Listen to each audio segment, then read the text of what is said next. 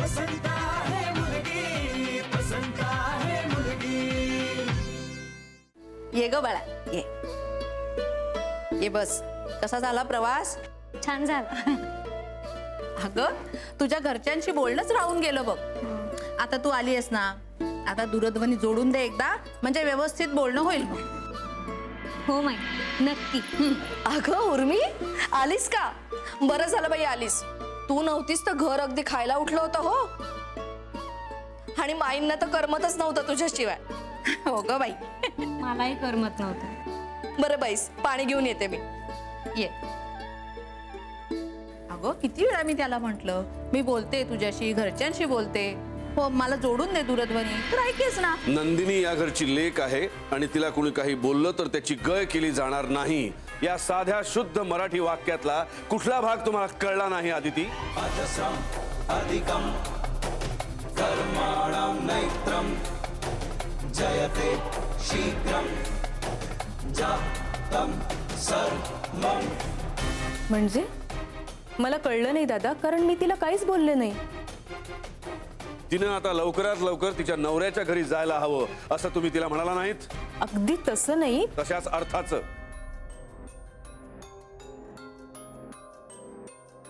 अहो माझ्या समोरच बोलली ती. आणि हे तुम्ही खुशाल मला सांगतात. अहो पण तिचा हेतू तसा नव्हता. हेतू कसाही असला तरी ह्या घराबाहेर जाण्याविषयी त्यांच्याशी कोणी काहीही बोलणार नाही हे मी बजावून सांगितलेलं असताना यांची हिंमत कशी झाली त्या विषयावर यांच्याशी बोलण्याची? हो पण दादा मी. खूप झालं. तुम्ही आधी तुमच्या संसारात नीट लक्ष घाला. सून म्हणून तुमची कर्तव्य आधी पार पाडा, मग माहेरच्या गोष्टींमध्ये ढवळाढवळ करा. दादा मी. माणसाची ओळख त्याच्या संगतीवरून होत असते, म्हणूनच संगत ठरवताना नीट विचार करावा माणसाने.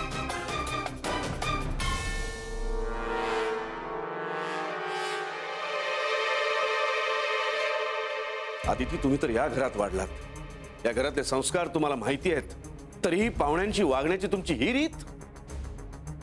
अखंड राबता असतो या घरात माणसांचा. जेवणावेळी उठतात, पाहुणचार केले जातात. कोणीही 2 वेळच्या जेवणासाठी या घरात येत नाही. काहीतरी अडचण असते, कामं असतात, म्हणून मुक्कामी असतात माणसं. महाराजांच्या कृपेने घरात कधीही काही कमी पडलेलं नाही. अतिथी देवो भव ही या घराची परंपरा आहे. माणसं दुःखात कष्टात येतात, इथे महिना महिना राहतात, मठामध्ये महाराजांची सेवा करतात आणि सुखात समाधानानं जातात.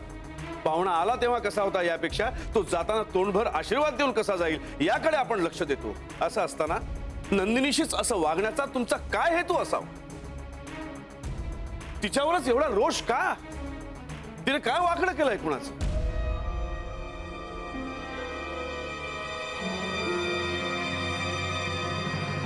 परिस्थितीची शिकार झालेली बिचारी मुलगी ती. तिला या घरानं थारा दिला नाही तर ती जाणार कुठे? एवढा साधा माणुसकीचा विचार तुमच्या डोक्यात येऊ नये याचा खेद वाटतो मला. अहो पण अहो तिचं लग्न जुळेल, ठरेल, होईल तेव्हा होईल, पण तोपर्यंत तिचं या घरातलं जगणं नकोसं करणार आहात का तुम्ही? त्या बिचारीच्या डोक्यावर छप्पर नाही, तिला आई वडील नाहीत असं जर कुणाला वाटत असेल तर निक्षून सांगतो, नंदिनी माझी मुलगी आहे, आश्रित नाही.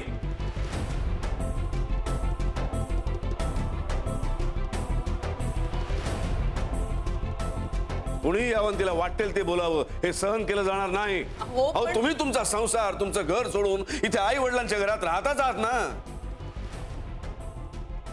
मग तिचं तर अजून लग्नही ठरलेलं नाहीये. तिला या घरात राहण्याचा पूर्ण हक्क आहे आणि तो मी दिलेला आहे.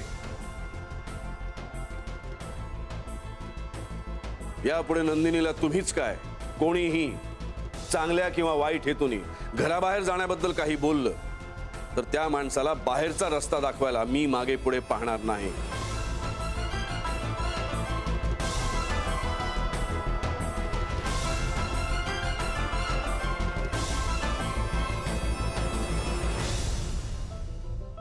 नंदिनी फक्त माझ्या दिवंगत मित्राची मुलगी म्हणून इथे राहत नाहीये, तर त्याच दिवंगत मित्राला मी दिलेला शब्द पाळू न शकल्याचा आणि माझ्याच अपत्यानं केलेला विश्वासघाताचा परिपाक म्हणून इथे राहते.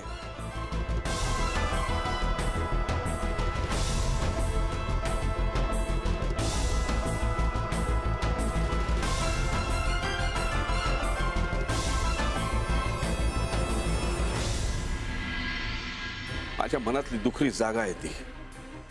आणि म्हणूनच तुम्ही जेव्हा नंदिनीला बोलता तेव्हा तुम्ही माझ्या जखमेवर मीठ चोळता असं वाटतं मला. मी तिचा अपराधी आहे. माझ्यामुळे तिच्यावर अन्याय झाला आहे. तिचा काहीही दोष नसताना हे जिणं तिच्या नशिबी आलंय आणि हे घोर पातक माझ्या हातून घडलंय. आणि तिचं आयुष्य नीट मार्गी लागेस्तोवर या पापाला प्रायश्चित्त नाही. आणि ह्या माझ्या पापात मी इतर कोणालाही जबाबदार मानत नाही. आणि म्हणूनच माझ्या कर्तव्यात जर कोणी बाधा आणत असेल तर त्यांनी हे घर सोडून जावं. अधिकं कर्माणां नैत्रं जयते शीघ्रं जातं. बस यापुढे या विषयावर मला एक शब्दही बोलायचा नाही. माझा संयम संपलेला आहे. ज्याला एकदा बोलून कळत नसेल त्याच्याशी शासनाच्या भाषेतच बोलावं लागेल. नंदिनी या घरची पाहुणी आहे. या घरची लेक आहे. या घरावरचं ओझं नाही. आणि असेलच तर ते फक्त माझ्या मनावरचं. अतिथी देवो भव ही या घराची परंपरा आहे. आणि कुठल्याही परिस्थितीत परंपरेशी तडजोड नाही. अजस्रं अधिकं कर्माणां नैत्रं जयते शीघ्रं जातं सर्वं.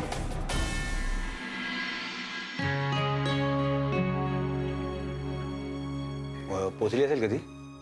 हो खरं तर ट्रॅफिक बिफिक लागला असेल तिला.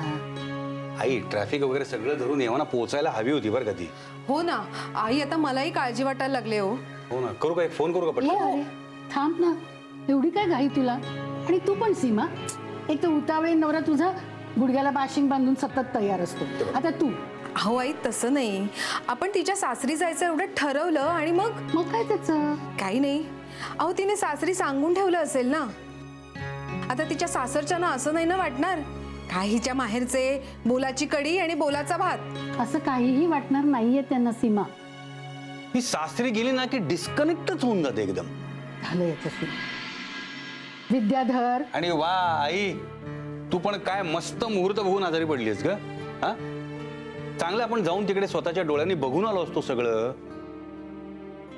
जरा एक दिवस थांबून आजारी पडायचंच आई. विद्या, ते काय आता माझ्या हातात होतं का? हो, म्हणूनच तर गप्प आहे ना मी.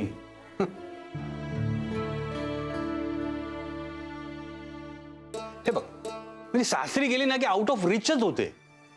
काय कसं हिच्याशी बोलायचं काय कळतच नाही मला. एवढं कसं साधं कळत नाही या मुलीला की घरी लोक आपल्या फोनची वाट बघत असतील, काळजी करत असतील, काहीच कसं नाही. काय झालं? आउट ऑफ रीच आहे का तिचा फोन? तिचा फोन नाही, ती स्वतः. म्हणजे म्हणजे बघ ना, फोन वाजतोय पण ती उचलतच नाहीये. म्हणजे ती सासरी गेली की तिच्यापर्यंत कसं पोचायचं काही कळतच नाही. मग फोन उचलेल तर शपथ ही मुलगी. अरे करेल ती फोन. परत चिडलो की तुम्ही म्हणाल लेक्चर देतोय म्हणून. आणि तू काय नुसती तोंडाकडे बघत उभी आहेस? जरा मस्तपैकी चहा तरी कर की एखादा कप. माझ्यावर कशाला चिडतोस पण? चिडत नाहीये मी सीमा, मी तुला शांतपणे सांगतोय. हो का? त्या या चहा पिता पिता हिचं वाट बघणं तरी सुसह्य होईल. बरं, आणते चहा.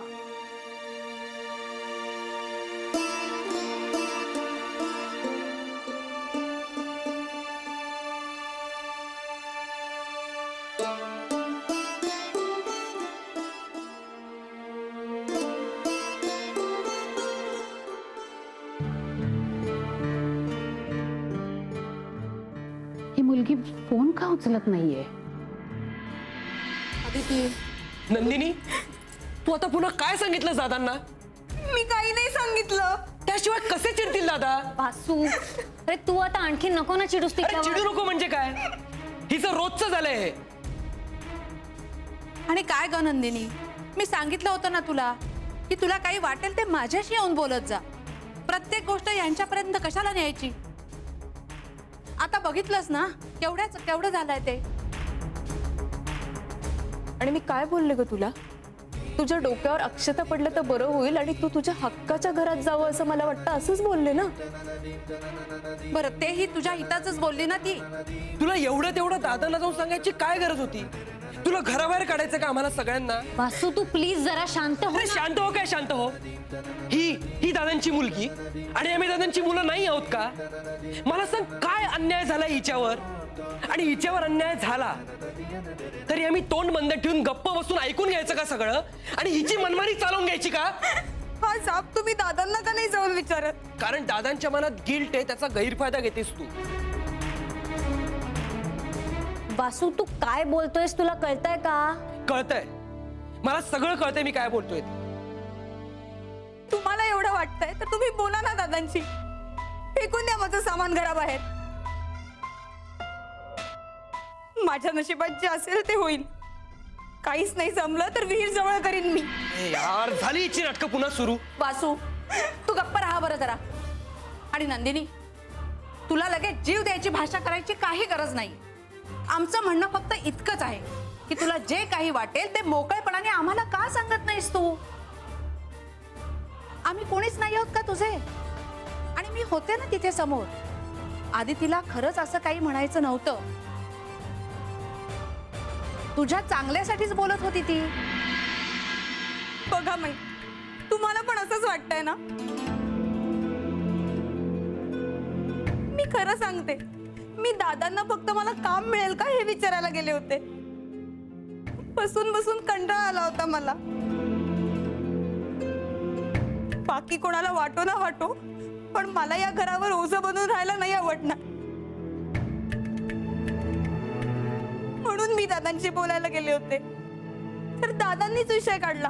त्यांनीच मला विचारलं, तुला आता कोणी बोलत नाही ना? त्यावर मी म्हणाल की कोणीच नाही बोलत मला. सगळे चांगले वागतात. जीजी तर माझ्या लग्नावरून चेष्टा करत होत्या म्हटलं. त्यांनी विचारलं मला त्या काय म्हणाल्या त्या. त्यांना मी असंही म्हणाले की जीजी खूप चांगल्या आहेत, प्रेमळ आहेत. थोरल्या बहिणीच्या हक्कानं आणि मायेनं म्हणाल्या की हिच्या डोक्यावर अक्षता पडलं की झालं. त्यावर तेच भडकले आणि त्यांच्या मागे मी पळत येते त्यांना सांगायला की असं काही नाही म्हणाल्या त्या म्हणून. तुम्ही बघितलं ना मला मी पळत आलेली. तर त्यांनी माझं काहीच ऐकून घेतलं नाही. आता तुम्हाला सगळ्यांना वाटणार की मीच चुकली केली. मी खरंच असं काही केलं नाहीये, माझ्या आईची शपथ. हे बघ, तुझ्या शब्दांवर आम्ही कोणीही विश्वास ठेवत नाही. मग चला आत्ताच्या आत्ता, मी सांगितल्यापैकी एक जरी शब्द खोटा असला ना तर तुमच्या हाताने विहिरीत टाकला मला. अच्छा, आणि मग खडी फोडायला जा, नाहीतर घराबाहेर काढा. नंदिनी तुला या घरात आणखी एक तमाशा झालेला हवाय का? वासू पुरे. वासू, माझं झालं आता तुझ्यावर संक्रांत नको. तू गप्प बसणार जरा. अरे पण याला काही अर्थ आहे का? अरे पण तू गप्प का बसत नाहीयेस? का ऐकत नाहीयेस आमचं? ठीक आहे, तुम्हाला ना काय हवं ते करा.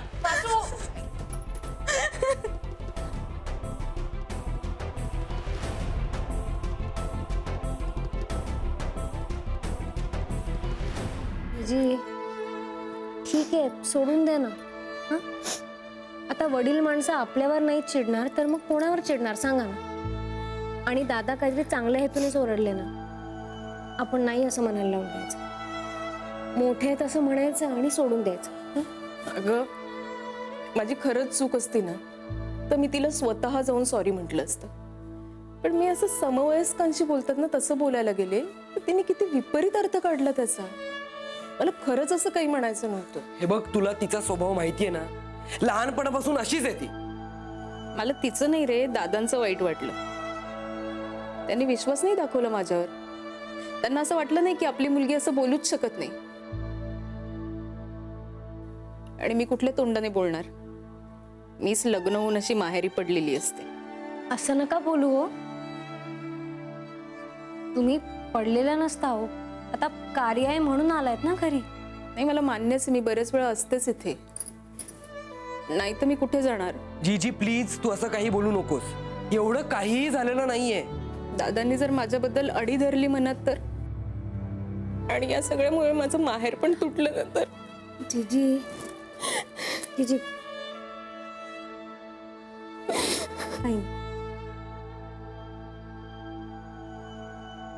हे बघा जिजी, तुम्ही असा विचार का करताय? हं? मला सांगा, दादा जर त्या मानलेल्या मुलीसाठी एवढा स्टँड घेतात तर स्वतःच्या सख्ख्या मुलीबद्दल अचानक असे कठोर का होतील? हं? मी सांगते ना, सगळं ठीक होईल. तुम्ही नका एवढं मनाला लावून घेऊ. मी थोडासा वेळ जाऊ द्या. हं? बरं, जा तुम्ही फ्रेश व्हा. हं?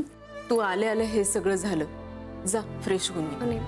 आणि आता हे सगळं माझ्यामुळे झालं ना, तर परत सगळं कोणाला तुम्ही माझ्या खोलीत दिसायला नको. बस तुमच्यावर त्यामुळे एक बालंट नको. जा तुम्ही. जीजी, हे बघ, असं काहीही होणार नाही. तरी जा तुम्ही. मी जरा एकटी बसते आणि विचार करते. होईल सगळं नीट. एवढं काळजी करण्यासारखं काही नाहीये. फार तर काय मी माफी मागेन तिची. मुळीच नाही. माफी मागितल्याने आपण लहान होत नाही वासू. चूक झाली असेल ना तर माफी मागायला काहीच हरकत नसते. अरे, मला दादांचा राग घालवायचा आहे म्हणून माफी मागणार आहे मी. अगं, त्याने प्रश्न सुटणार नाहीयेत. दादांचा राग जाण्यासाठी दादांसमोर वस्तुस्थिती ठेवणं गरजेचं आहे. आणि काय आहे वस्तुस्थिती? की नंदिनी खोटं बोलते. आणि अरे ठीक आहे, तुम्ही आता निघा, आपण नंतर बोलूया. चला. हे बघ जीजी, जिजी, चला. जिजी, तुम्ही ठीक आहात ना? पण मी अगदी व्यवस्थित आहे. मी मोठी आहे तुमच्यापेक्षा, आणि तुम्हाला आधार द्यायचा तर मी तुमचाच आधार घेते. मग काय झालं? जिजी, आपण एकमेकांसाठीच एकमेकांसोबत राहायचं असतं ना. आणि आधाराचं म्हणत असाल ना, तर तो कुणालाही कुठल्याही वयात लागतो. आम्ही आहोत तुमच्यासोबत कायम. बर, चला आता. चल, जा जरा फ्रेश होऊन ये. फ्रेश होऊन ये. आत्ता तू प्रवासाहून आलीयस, मी चहा घेऊन येते तुमच्यासाठी. जीजी, माझा नको आणूस. का रे? जमत नाही तुला. काय रे वासू? आणि मला मी आहे ना, ये. ए, चला जा.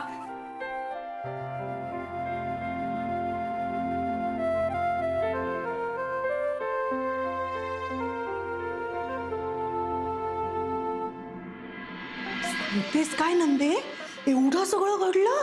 बघ ना, काय ढालगच आहे ग भवानी ही. आणि आल्या आल्या लगेच त्या आदितीचे कान फुंकले. मुळात ती मरायला इथे आली कशाला परत? आल्या आल्या नंदिनीच्या विरुद्ध कारस्थान करायला लागली. नंदे बाई ग, तू आपली लग्न कर आणि जा तुझ्या सासरी. ही बाई काही तुला सुखानं जगू द्यायची नाही. अगं, तुला घराबाहेर काढण्याचा चंगच बांधलेला दिसतोय तिनं. आणि नंदे, तुला का काय काम करायचंय आता? मग काय करू आता मी? आणि लोकांच्या दारात पडून राहणं बरोबर नाही ना. अगं, पडून कशाला राहायचं? तुझ्या लग्नाचंच बघतायत ना ते आता. सगळं जुळून झालं की मग काय झालंच. पण सगळं जुळून आलं नाही तर? शुभ बोलणाऱ्या, आपण कशाला वाईट चिंतायचं? सगळं चांगलंच होईल असं म्हणायचं. हे बघ नंदे, आता आपल्या डोक्यावर छप्पर नाहीये ना आईबापाचा आधार नाहीये. त्यामुळे उगीच मला आजचा नवरा पाहिजे आणि तसा नवरा पाहिजे करत बसू नको.